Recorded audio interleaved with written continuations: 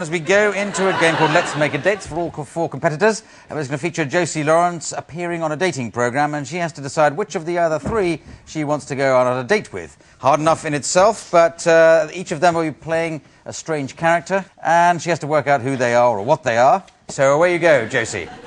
If you could invent something, what would it be and why? Number one. Dick. Call me Dick.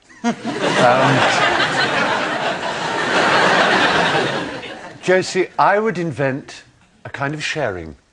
A sort of outreach, if you like. Most people don't. A kind of sharing outreach, I think, is what we really need, don't you? And number two, please. What would you invent? I would invent something that would get rid of the word of aluminium and oregano. What the hell is that?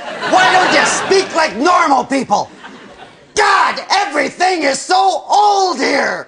History coming out your ass. Number three? Uh-huh. What would you invent? I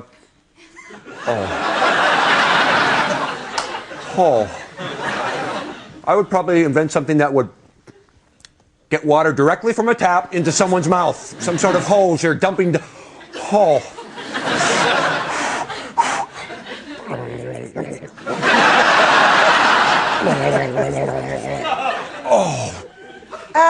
Question number two to Dick. Dick. I'm a Dick. I like a man to be well-read.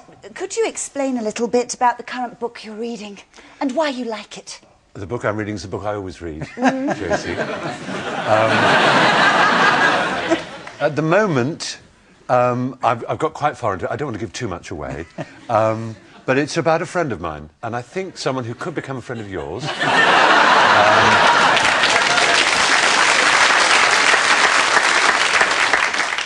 He's a sharing kind of guy.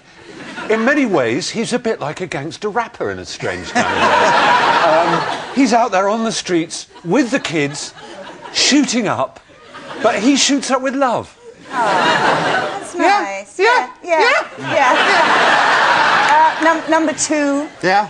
What are you reading at the moment? Well, I'll tell you, nothing by Jane Austen, nothing with any dotty detectives in it. And everyone drinks tea in those kind of books. What is it with tea? What is it with tea? I'd pass stronger urine samples than that. Coffee! Now there's a drink! Coffee! I need one right now! Number three. Yes, well, at the moment I'm reading a first aid book. The burning...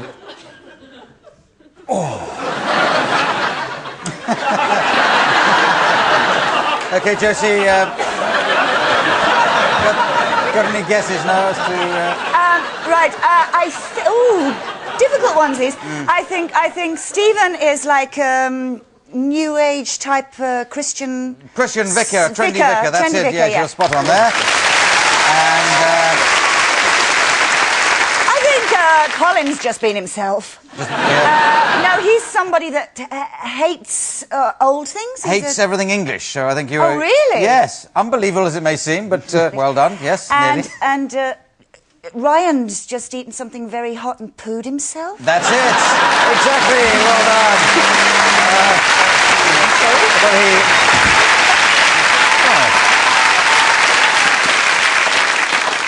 Well, I think Stephen may be coming up on the rails any moment as we go on to Newsflash, as it's going to feature Stephen Fry reporting on a breaking story over there, the other side of the studio. And Josie and Ryan, you're going to be conducting a news programme, sitting on these stools over here. Now, the idea of this game is that Stephen is a reporter in some exciting location, but he doesn't really know where he is because he's in front of a blank screen onto which the real scenery is going to be superimposed later. We know where he is because we can see what's happened with the magic of television. Ryan and Josie know as well, but they have to try and give some hints to Stephen. And if he can guess it right, then we can stop this game and do something else. So, away you go. We interrupt this story for a special news bulletin. We're going to Stephen out in the field. Stephen, can you hear us? I can just about hear you, yes, thanks very much. Just about hear you. As you can imagine, it's pretty exciting here. I don't know if you're getting the pictures through at the moment, but it's a pretty extraordinary scene. I think you'd agree. Stephen, we're worried for your safety. Are you sure you're not too close? I don't feel too close. I feel... can you see everything quite clearly? Yes. Very clearly, yes, we can, too clearly, Stephen. Absolutely right. Well, as you can imagine, it's caused quite a local sensation what's going on here. Is the man in the hand frightened? Is the man in the hand frightened? Oh, Look out, Christ. Stephen! Look out! Stephen, look out! Stephen! Oh, Christ. Do you have any sort of protection with you? I'm afraid I don't. I just have a BBC press pass. Do you think that's going to be much help? I think you're just monkeying around. Have you got any idea what might be going on behind you? I've got a horrible feeling that it's something to do with King Kong. Oh, well done. There you go. Good. Good. Well, I think I'll give 15 points to everybody there, but maybe 20 points to me for giving the vital clue that got us out of our misery there, as we go on to a game called Hoedown. This is for all 4 contestants, and here they're going to make up a song on the spot with the assistance of Richard Branch at the piano, a song in the form of a hoedown. We'll make it up about marital problems. So the marital problems hoedown, starting with Josie, working your way down the line to Ryan. Away you go.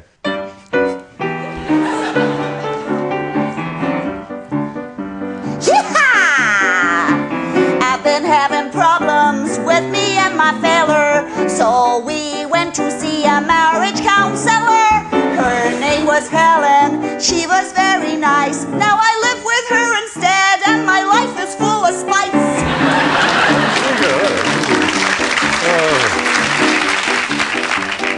It's good, isn't it?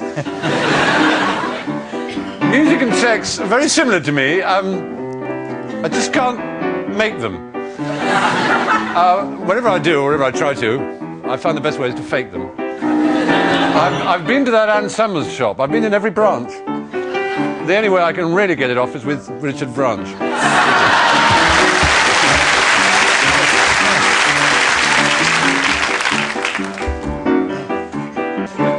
I'm a great blue whale and I live undersea.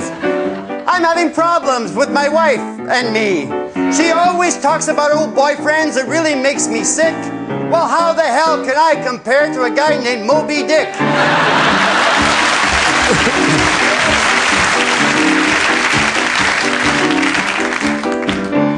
I live in the U.S., married a girl from the South. She's always screaming, got a really big old mouth. She comes out a swinging, a screaming, and a fussing. I guess that's what you get when you marry your sister's brother's cousin. Sister's brother's cousin. Okay, well done. And almost unbelievably, based on that last hoedown, I can announce that the winner this week is Stephen Fry. So well done.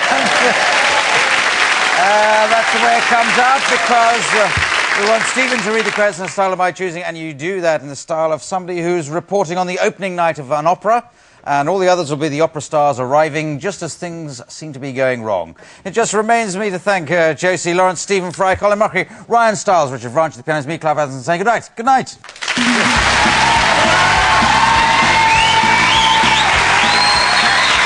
Well, before the curtain rises for Whose Line Is It Anyway, with in comes Clive Anderson, followed by Dame Richard Branch, Philip Pope. They're warming up now. It's pretty exciting stuff, actually, at the moment there. We're going to be getting the third act here. Oh, my God, her epiglottis has escaped. Her epiglottis has bounced across the room. We hope there's a separate one there. We've got a Norm in the background from Wagner, which is surprising because we're doing Verdi this evening. There we are. I think I'm getting a bit of a pick-up line here. I may be in luck.